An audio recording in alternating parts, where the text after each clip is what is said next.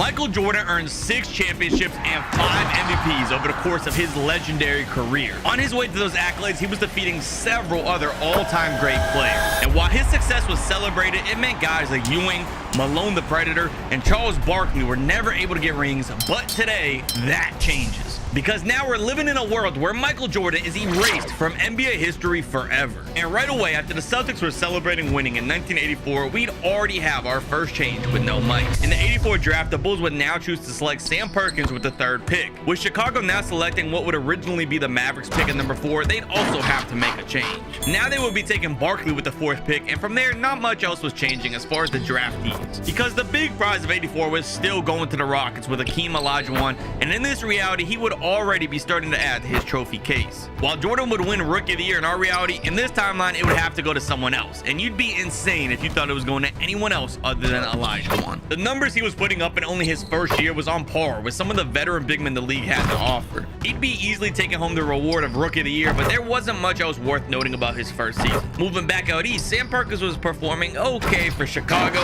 but it didn't move the needle much for them at all, as they'd still be missing the playoffs altogether. But we still have one more rookie narrative that we have to talk about. Charles was out in the West in Dallas putting on a clinic in his conference. In this reality, without playing third fiddle to Dr. J and Moses Malone, he was the go-to guy, and it really helped his game flourish. It still wasn't enough to make any kind of noise in a postseason, but it was an exciting spectacle for viewers to watch as he and Olajuwon were competing to be titled as the best rookie. Of course, we already know it was given to the Rockets big man, but there was still a lot of buzz around the two bigs and their future in Texas. Although from there, history would all repeat itself. The Celtics were facing the Lakers in the finals again. However, this time it was the Lakers who were going to be coming out on top. And I'm sure this is not going to be the last thing that stays the same, because as we all know, Jordan didn't really start dominating a ton until the 1990s. The following 2 years would both play out nearly identically in this timeline, starting off in 1986, where the Celtics were defeating the Rockets to claim yet another championship trophy before they faced the Lakers for a rematch again in the 1987 finals. This time around, the Lakers were coming out on top and NBA history remained unaltered. But going into 1988, Michael was having a huge year in his reality. For one, he'd be earning his first MVP award while averaging 35 points per game, and additionally, he'd also be earning the Defensive Player of the Year award for his great on-ball D. But now with him gone, we'd be seeing some new faces take home this hardware. The Defensive Player of the Year was an easy selection. It was a no-brainer that Mark Eaton would be taking his home now without Mike, as he was averaging nearly 4 blocks per game. His defense helped anchor the Utah Jazz to lead the league in defensive rating, and he was rightfully given the honors of this reward. But the MVP wasn't so clear-cut, as it could go to any of these 3 stars. Even though Barkley was only in his 4th year in the NBA, he was already a dominant force. He was putting up some absurd numbers and was single-handedly making the Dallas Mavericks relevant. His ability to not only score but control the game on the glass by averaging a double-double for the season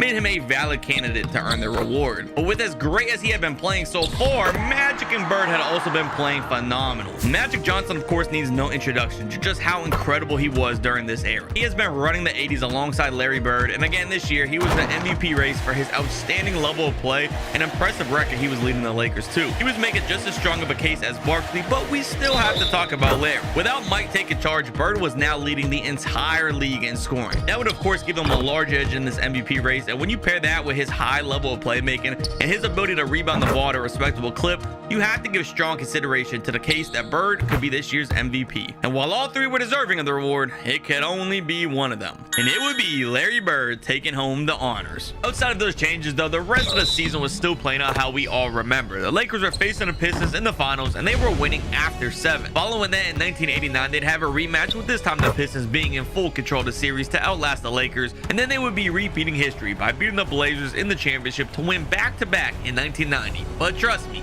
a lot of changes were soon to come.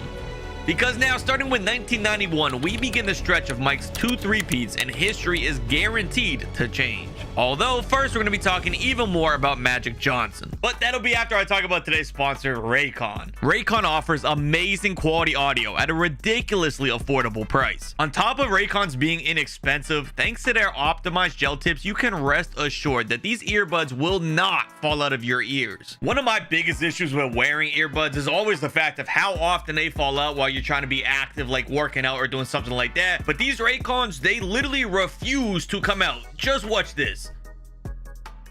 All right, I'm a little dizzy, hair is a mess, but as you can see, the earbud did not come out of my ear. My other two favorite features are the noise isolation and the awareness mode. The noise isolation blocks out outside noise, which is perfect when I'm doing something like editing and I want to listen to music without any distractions. On the other hand, awareness mode is great for when I'm doing something like walking my dog. It lets me listen to a podcast on the go, but I can still fully hear everything around me. So if you want to pick up some Raycons for yourself, click the link in the description box or go to buyraycon.com/Allen and get 20% off your Raycon purchase plus free shipping. So again, massive thank you to Raycon for sponsoring today's video. Make sure all of you watching go check the description or the pinned comment to pick up a pair for yourself.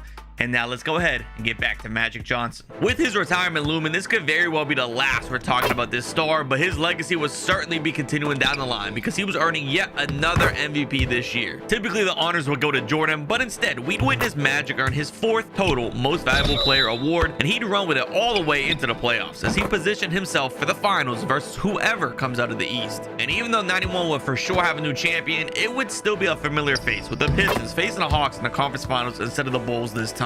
Detroit was proud of the experience as they were coming off a repeat, and the Hawks were the underdog story, making it here as the 5th seed. While Dominique Wilkins was possibly as athletic as Jordan, he wasn't as dominant. His team definitely wasn't as well-rounded as the 91 Bulls of our timeline. They would be falling to the Pistons in an uneventful matchup, and we'd be seeing the Lakers-Pistons finals for the 3rd time in 4 years. And with Kareem no longer on the team and the desire for revenge from 2 seasons ago, Magic Johnson, the 4-time MVP, was a man on a mission to get ring number 6. The last 2 times these teams battled it out, they were close to the wire matches, but this one just wasn't. In an effort to save all of our times from reliving this series for a 3rd time, let's just say Magic was on top of the basketball world, and after just 4 games, he was sweeping the Pistons to finally earn ring 6, and to go along with it, he was the finals MVP, along with what was becoming widely considered as the best player ever, and no longer a 1A or 1B to Larry Bird. We have a much-deserved finals MVP for Magic Johnson. He averaged a triple-double in the finals. I'm not sure if that's ever been done before, but either way, ring number 6. He's definitely going to be celebrating hard after this one. But those celebrations by the Lakers and Johnson would be very short-lived. The news is so shocking and so unexpected, it is difficult to absorb it even as we report it. First of all, let me say good late afternoon. Because of the HIV virus that I have attained, I will have to retire from the Lakers today. And now with Magic retiring, we'd have to have yet another star stepping up to the plate. And who better than the one other shooting guard in the league that was anywhere close to Mike during this era? Clyde Drexler has been a perennial all-star up to this point, and even though his hairline was all the way back, his play certainly wasn't. In 1992, he was ready to attempt to take his team all the way to the promised land. He was the 2nd leading scorer this season behind only the Predator in Utah, but when you take into account his overall performance and his team's record, it was by no surprise that he'd be taking home the MVP award this season. And much like Magic's MVP season last year, he'd be heading into the finals, but the question was against who? One team to look out for was definitely the Knicks, who through the regular season was looking very promising while being led by the elite big man Patrick Ewing. Come the playoffs, their hot play was continuing, starting in the 1st round, where they would defeat the aging Detroit Pistons, who after 3 straight trips to the finals weren't putting up much of a fight. And in all honesty, the 2nd round against Miami wasn't much more of a challenge, and New York was finding themselves 1 round away from the finals. But on the other end of the East, there was just as big of a threat. Cleveland was the proud owners of the top seed this season, and they were having just as dominant of a run through the East, and they were anticipating the clash with New York. And not only were they ready for this battle, but they were tooled to have a good chance to win it. Their roster was far deeper than New York's. They had talent from 1 through 5, and it was all being orchestrated by Mark Price. His pick and rolls with the athletic Larry Nance were a nightmare for New York to game plan a defense against. And speaking of defense, they had Brad Daughtry anchoring their paint down as their main enforcer. And when it comes to the Knicks, outside of Patrick Ewing, they didn't have a ton of notable talent just yet. While he was good enough to get a couple of wins, the Cavaliers were clearly the better constructed group, and after game 6 they were crowned the Eastern Conference champions. But if Clyde has anything to say about it, their story was going to be stopping here in the finals. Drexler was coming out aggressively and was tearing up the Cleveland defense. Even though the respectable defender Craig Elo was sticking him with Daughtry having his back,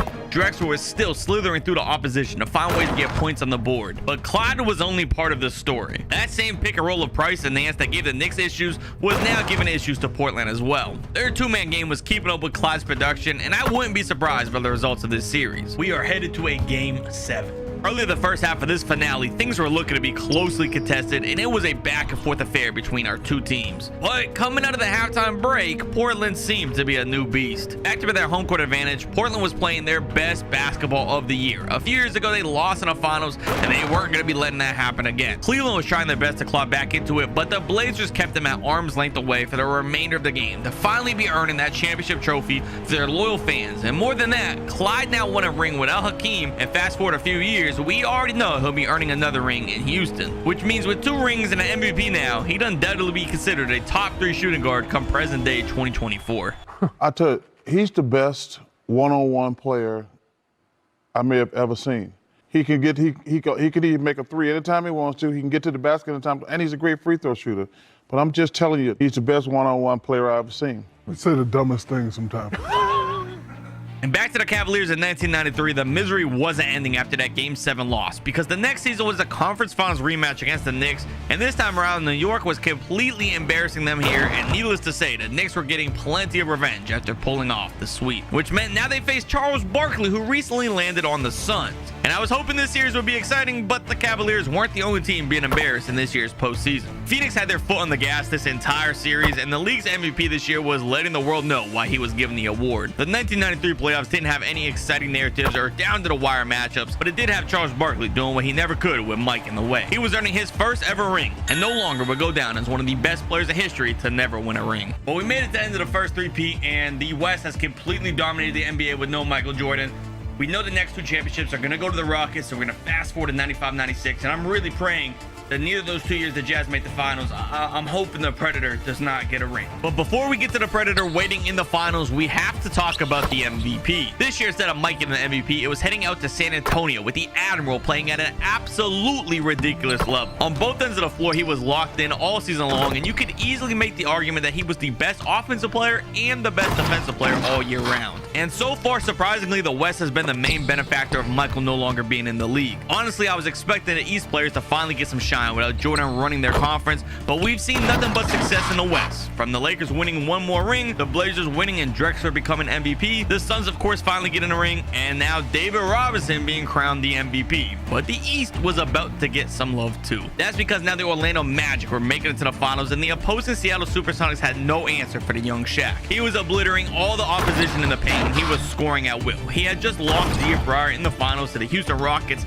and this time he wasn't taking no for an answer. Shaq clearly put his newfound finals experience to use, and pairing that with his star running mate Penny Hardaway, there wasn't really anything getting in their way. The East was finally getting some love for the first time in a sim, and Shaq was winning his first ring before ever even joining Kobe. And now the rest of our story would be taking place in Utah for these last 2 years. Our first finals in 97 will be seeing the Knicks making it to face the Jazz. On their way there, they were running into some very tough physical battles, including the Chicago Bulls, who were now led by Pippen instead of Jordan. While it was a gritty series, the Knicks were still able to get by and eventually make their way to the finals. But this Utah Jazz team was like nothing New York has seen in this run. If you remember a few years back, they got dismantled by the Cavaliers pick and rolls with Mark Price. So as you can imagine, now they'd really be struggling with Stockton and Malone running the same game plan to an even higher level. Ewing would try to slow them down defensively, but it wasn't affecting them enough. And unfortunately, the MVP of this season, Malone, was looking like he was about to actually end up winning a ring. Ewing and the Knicks were losing after 6, and now Malone and Stockton both have officially won a ring in our timeline. And while the 98 finals will be a rematch of this year's finals, we first have to talk about the new regular season MVP. It was going to be more the Western Conference, with Shaq taking it home this time. He was now in the Lakers, and with Kobe not exactly at a star level just yet, most of the weight of the team was falling on Shaq's shoulders. With him being such an essential piece of the team and the entire game plan running through him, his stats would reach massive heights, and he'd be well deserving of the reward. But of course, it wasn't enough to get to the finals, because like I mentioned, it'd be a rematch of the finals in 97. This time around, Ewing knew his window was starting to close on winning a ring in his career. It was now or never for one of the best centers to ever play. With that in mind, Patrick was pushing his game even further than before. Of course, the Jazz duo of Stockton and Malone was still nearly unstoppable to halt, but Ewing was making a case that would score the tandem. After 4, Ewing had a strong lead over the Jazz, but as we know, the Knicks are known to fall short. With this massive deficit in their face, Utah was slowly starting to fight back into the series. It would seem like the Knicks have to be absolutely cursed at this point, and winning a ring just might be out of the question. The Jazz had this thing all tied up for one final Game 7, but the Knicks were hanging on to the lead late in that game. We're at the end of the Game 7. The Knicks are up by 3 right now. They got the ball down low to Patrick Ewing. 50 seconds left. Patrick Ewing, the hook shot. He puts them up by 5. If they can hold on to this lead,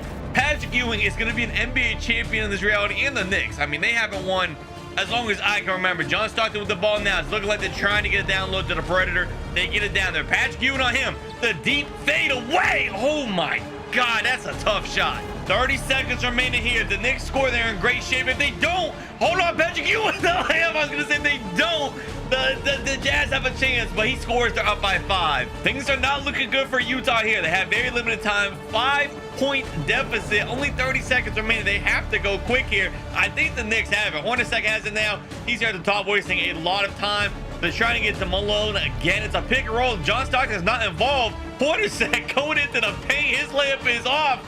I think that's gonna do it. And now after that ending, Ewing is finally reaching his ultimate goal of hoisting up that trophy, and without a doubt the NBA was very different without Mike. There were some great players whose narratives were completely changed. Guys like Shaq, Magic, and Drexler were winning an extra ring and an extra MVP. Ewing, Barkley, Malone, and Stockton were all no longer ringless, and finally Scottie Pippen and the Bulls franchise as a whole would have 0 championships altogether. But with the 90s coming to an end, a new era of ball was starting with Kobe Bryant. Mike returning to the Wizards or not would not make any difference in the league, as the torch was already passed to Kobe. But as we all know, Kobe's game was heavily modeled after Mike, so with him not existing in the NBA history now, chances are Kobe may have never been in the league, and you can find out how that played out by clicking this video where I removed Kobe from NBA history.